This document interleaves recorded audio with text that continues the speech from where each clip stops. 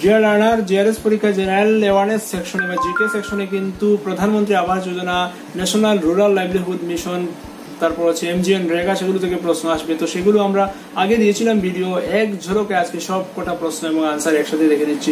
তো সেটা কিন্তু আপনার জন্য জিআরএস পরীক্ষার জন্য খুবই হেল্পফুল হতে চলেছে। তো ভিডিওটাকে কন্টিনিউ করুন।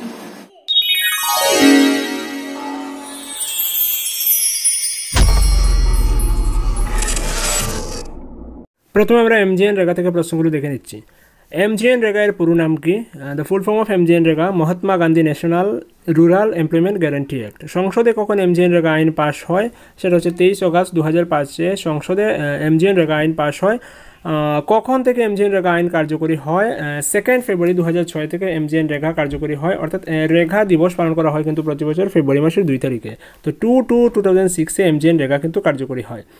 MGNREGA প্রথম কয়টি জেলায় চালু হয়েছিল? 200টি জেলায় চালু হয়েছিল। MGNREGA প্রকল্পে বছরে কতদিন কাজ পাওয়া যায়? 100 দিনের কাজ পাওয়া যায়। কাজ সম্পূর্ণ হওয়ার কতদিনের মধ্যে পারিশ্রমিক প্রদান করতে হয়? পেমেন্ট দিতে হয় 15 দিনের মধ্যে। ফুল ফর্ম, কিছু ফুল ফর্ম জানতে হবে। AEPS, CBS, RSBOI এর পুরো নাম কি? তো AEPS এর পুরো নাম হচ্ছে আধার এনাবেলড পেমেন্ট সিস্টেম। CBS এর পুরো নাম হচ্ছে কোর ব্যাংকিং সিস্টেম। RSBOI এর পুরো নাম হচ্ছে রাষ্ট্রীয় স্বাস্থ্য বীমা যোজনা। তো এগুলোও কিন্তু ডিটেল আলোচনা করা আছে, আগে ভিডিও রয়েছে।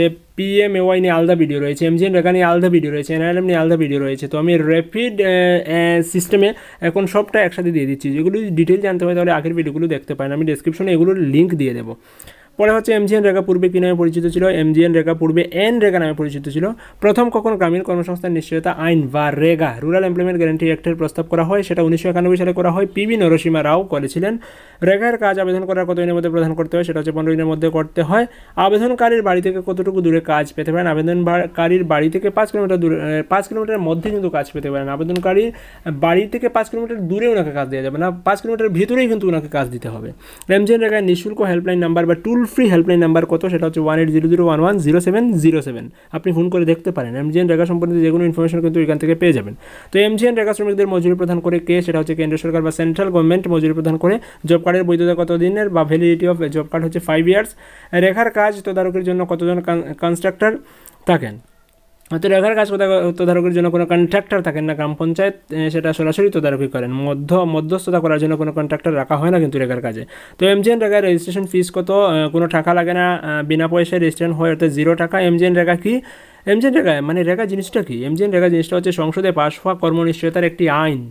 রেগাটা হচ্ছে একটা অ্যাক্ট বা আইন।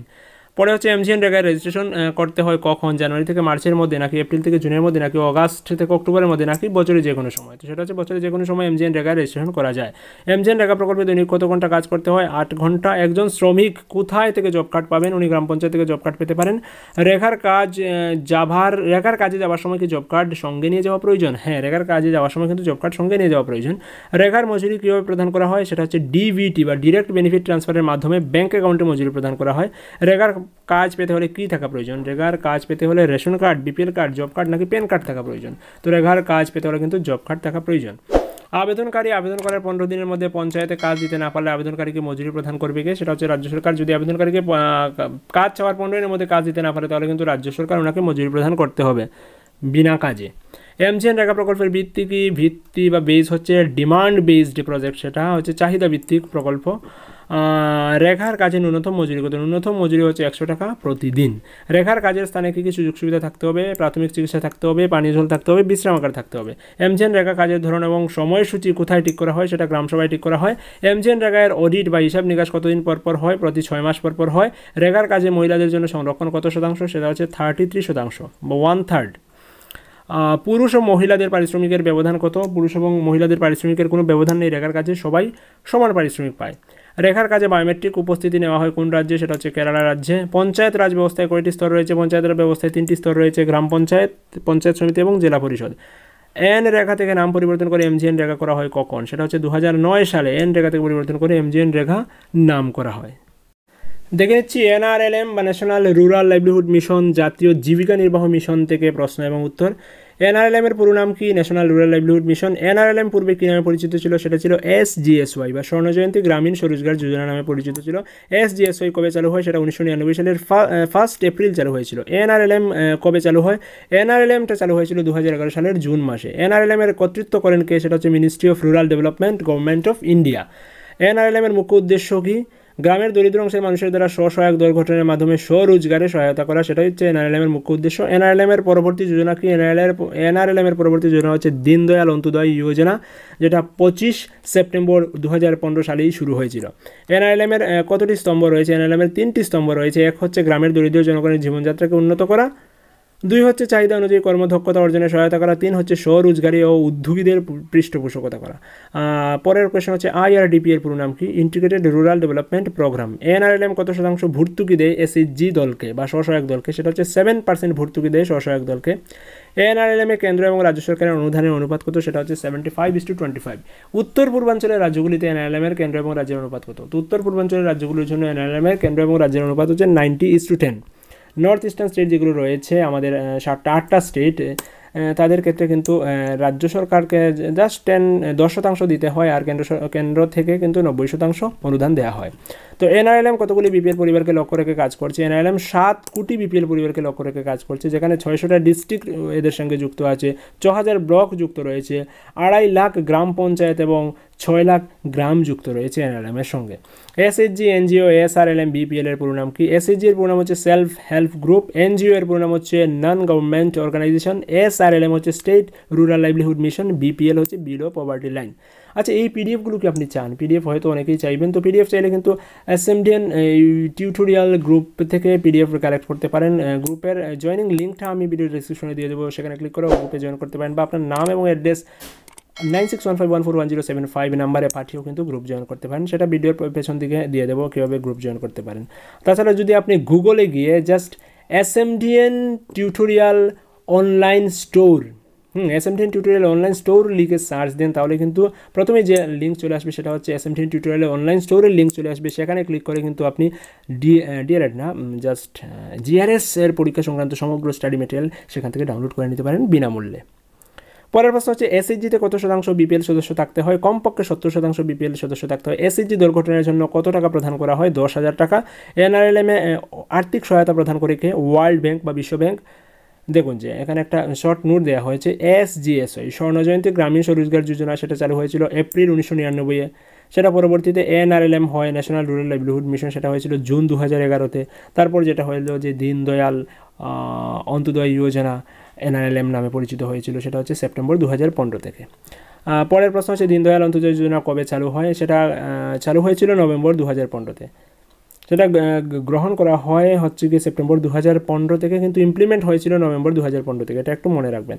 পরের প্রশ্ন হচ্ছে কাদের জন্য SGSY স্কিম তৈরি করা হয়েছিল? APL, BPL, SHG নাকি ওমেনদের জন্য? তো SGSY স্বর্ণজয়ন্তী গ্রামীণ স্বরোজগার যোজনা তৈরি করা হয়েছিল BPL সদস্যদের জন্য বা BPL পরিবারের জন্য। অন্নপূর্ণা স্কিমে প্রতি পরিবারকে কত কেজি চাল প্রদান করা হয়? সেটা হচ্ছে 10 কেজি। ন্যাশনাল ফ্যামিলি বেনিফিট স্কিমে কত টাকা প্রদান করা হয়? 10,000 টাকা। NFBS এর সুযোগ কারা গ্রহণ করতে পারেন? 18 থেকে 64 বছর বয়সী সবাই সুযোগ গ্রহণ করতে পারেন। একটি আদর্শ SGSY দলে কতজন সদস্য থাকতে পারেন? 10 থেকে 20 জন থাকতে পারেন, মিনিমাম 10 জন এবং ম্যাক্সিমাম 20 জন। 10 জনের কম হলেও দল গঠন করা যাবে না, আবার 20 জনের বেশি সদস্যও কিন্তু একটা দলে থাকতে পারেন না। DDP কি? DDP হচ্ছে ডেজার্ট ডেভেলপমেন্ট প্রোগ্রাম, যেটা 1977 সালে চালু হয়েছিল। বর্তমানে ভারতের পল্লী উন্নয়ন মন্ত্রকের মন্ত্রী বা মিনিস্ট্রি অফ রুরাল ডেভেলপমেন্ট কে? তো রুরাল ডেভেলপমেন্টের মিনিস্টার হচ্ছেন নরেন্দ্র সিং তোমর। আচ্ছা, আর গ্রামোন্নয়ন দপ্তরের মন্ত্রী, ত্রিপুরার গ্রামোন্নয়ন দপ্তরের মন্ত্রী কে? সেটাও কিন্তু জানতে হবে। তো ত্রিপুরার গ্রামোন্নয়ন দপ্তরের মন্ত্রী বা rural development minister RD minister হচ্ছেন গিয়ে জিষ্ণু দেববর্মা। আচ্ছা, ত্রিপুরার গভর্নরের নাম জানেন তো? রাজ্যপালের নাম হয়তো অনেকেই জানেন, সেটা হচ্ছে রমেশ বাইস, জেনে রাখবেন। পরের প্রশ্ন, লোকাল সেলফ গভর্নমেন্টের প্রতিষ্ঠাতাকে? সেটা হচ্ছে লর্ড রিপন। ICDS প্রকল্প কবে চালু হয়? 2 অক্টোবর 1975 সালে। পঞ্চায়েত রাজ ব্যবস্থা প্রথম কোন রাজ্যে চালু হয়? রাজস্থানে। কততম সংবিধান সংশোধনীতে পঞ্চায়েত রাজ ব্যবস্থা চালু হয়? 73তম সংবিধান সংশোধনী 1992 সালে। প্রধানমন্ত্রী গ্রাম সড়ক যোজনা কবে চালু হয়? ডিসেম্বর 2000 সালে চালু হয়। NRHM কি? NRHM হচ্ছে ন্যাশনাল রুরাল হেলথ মিশন, যেটা 12 এপ্রিল 2005 সালে চালু হয়েছিল। লাস্টলি PMAY প্রধানমন্ত্রী আবাস যোজনা থেকে দেখে নিচ্ছি প্রশ্ন উত্তর। PMAY এর পুরো নাম কি? সেটা হচ্ছে প্রধানমন্ত্রী আবাস যোজনা। আচ্ছা, GRS এর পুরো নাম জানেন তো? GRS এর পুরো নাম হচ্ছে গ্রাম রোজগার সহায়ক, GRS, গ্রাম রোজগার সহায়ক। পরের প্রশ্ন, PMAY এর লক্ষ্য কি? হাউজিং ফর অল বাই 2022, 2022 সালের মধ্যে সবাইকে ঘর দেওয়া, সেটাই হচ্ছে PMAY এর লক্ষ্য, housing for all by 2022। PMAY পূর্বে কী নামে পরিচিত ছিল? PMAY পূর্বে ছিল ইন্দিরা আবাস যোজনা বা IAY নামে পরিচিত ছিল। PMAY কবে চালু হয়? মার্চ 2016 সালে চালু হয়। PMAY কোন কোন অঞ্চলে প্রযোজ্য হবে না? দিল্লি এবং চণ্ডীগড়ে PMAY স্কিম কিন্তু অ্যাভেলেবল না। PMAY প্রকল্পে কেন্দ্র এবং রাজ্যের অনুদানের অনুপাত কত? সেটা হচ্ছে 60:40। কেন্দ্র দেবে 60%, রাজ্যকে দিতে হবে 40%। কিন্তু উত্তর পূর্বাঞ্চলের জন্য ত্রিপুরা, মিজোরাম, আসাম, নাগাল্যান্ড, মেঘালয়, মিজোরাম, অরুণাচল প্রদেশ, সিকিম এইগুলোর জন্য কিন্তু কেন্দ্র দেবে 90 টাকা, রাজ্যকে দিতে হবে 10 টাকা। এক্ষেত্রে কিন্তু 90:10। তো PMAY গৃহ নির্মাণের জন্য কত টাকা প্রদান করা হয়? সাধারণ সমতল ভূমিতে 1,20,000 টাকা দেওয়া হয় এবং পাহাড়ি এলাকায় 1,30,000 টাকা দেওয়া হয়। PMAY প্রকল্পে নির্ধারিত ঘরের ক্ষেত্রফল কত? সেটা হচ্ছে 25 বর্গমিটার। PMAY প্রকল্পে গৃহ নির্মাণের জন্য সরকার থেকে অতিরিক্ত কত টাকা লোন পাওয়া যায়? সেটা হচ্ছে সরকার থেকে অতিরিক্ত 70,000 টাকা লোন পাওয়া যায়। ইন্দিরা আবাস যোজনা কবে চালু হয়েছিল? 1985 সালে চালু হয়েছিল, রাজীব গান্ধীর সময়ে। আবাস যোজনার প্রশাসনিক কাজের সঙ্গে যুক্ত সফটওয়্যারের নাম কি? সেটা হচ্ছে আওয়াজ সফট, AWAAS সফট। সেটা জুলাই 2010 সালে সেটা তৈরি করা হয়েছিল সফটওয়্যারটাকে। আবাস যোজনার অর্থরাশি কতটি কিস্তিতে প্রদান করা হয়? সেটা হচ্ছে 3টি কিস্তিতে প্রদান করা হয়। BSY এর পুরো নাম কি? বালিকা সমৃদ্ধি যোজনা। সেটা একটা কেন্দ্রীয় প্রকল্প, শুধুমাত্র BPL পরিবারের মেয়েরা এর আওতাধীন। SHG গঠনের জন্য ন্যূনতম সদস্য সংখ্যা কত? সেটা হচ্ছে 10 জন। SHG কী ধরনের ব্যাঙ্ক অ্যাকাউন্টে টাকা জমা করেন? সেটা সেভিং অ্যাকাউন্টেই টাকা জমা করেন ওনারা। SHG দলে কত শতাংশ APL সদস্য যুক্ত হতে পারেন? 10% APL সদস্য যুক্ত হতে পারেন। পঞ্চায়েত সমিতি স্তরে পদাধিকারী সদস্য বা এক্স অফিসিও মেম্বারকে? সেটা হচ্ছে MLA বা বিধায়ক। জেলা পরিষদের পদাধিকারী সদস্য বা এক্স অফিসিও মেম্বারকে? তো জেলা পরিষদে হচ্ছে MLA এবং MP, বিধায়ক এবং সাংসদ। একটা চিহ্ন রয়েছে, দেখুন যে একটা ছবি রয়েছে, এটি কিসের প্রতীক চিহ্ন? তো সেটা হচ্ছে গিয়ে প্রধানমন্ত্রী আবাস যোজনা গ্রামীণ এর প্রতীক চিহ্ন বা PMAYG এর প্রতীক চিহ্ন। পরে একটা ছবি দেখতে পাচ্ছেন, সেটা কিসের প্রতীক চিহ্ন? সেটা হচ্ছে প্রধানমন্ত্রী গ্রাম সড়ক যোজনা বা PMGSY এর প্রতীক চিহ্ন। লাস্ট একটা চিহ্ন রয়েছে, সেটা বলছে এটি কিসের চিহ্ন? তো এটি হচ্ছে ন্যাশনাল রুরাল লাইভলিহুড মিশন বা NRLM এর প্রতীক চিহ্ন। তো এই আমার GRS এর যে জেনারেল নলেজের কোয়েশ্চেন ছিল সেগুলো শেষ করলাম। PMAY থেকে দিলাম, MGNREGA থেকে দিলাম, NRLM থেকে দিলাম। এগুলো দেখে যাবেন, এগুলো থেকে অবশ্যই আপনার পরীক্ষায় প্রশ্ন আসবে। আর কারেন্ট অ্যাফেয়ার্স যেগুলো পারেন দেখে নিন, গ্রুপে আমি অনেকগুলো দিয়ে দিয়েছি, সেগুলো দেখতে পারেন। আর ম্যাথস যেগুলো বলছিলাম, ম্যাথস অনেকগুলো আলোচনা করা হয়েছে, আর বর্গমূল ঘনমূল নিয়ে আমি নেক্সট ডেতে আলোচনা করবো। আর বাকিগুলো যেমন লাভ ক্ষতি কিছু অঙ্ক রয়েছে, সুদ কষা কিছু অঙ্ক রয়েছে, সেগুলো আমি আলোচনা করছি না, কারণ এই শর্ট টাইমে আলোচনা করতে পারবো না। সেগুলো কিন্তু ইউটিউবে অনেকেই কিন্তু লাভ ক্ষতি সুদ কষা নিয়ে আলোচনা করছেন। যে কোনো ভিডিও দেখে নেবেন, লাভ ক্ষতি এবং সুদ কষা একটু দেখে যাবেন, এখান থেকেও কিন্তু প্রশ্ন আসবে। তো আজ এখানেই রাখছি, ভালো থাকবেন, ভালোভাবে পরীক্ষা দেবেন। Keep studying and stay tuned with SMDN tutorial. Thank you.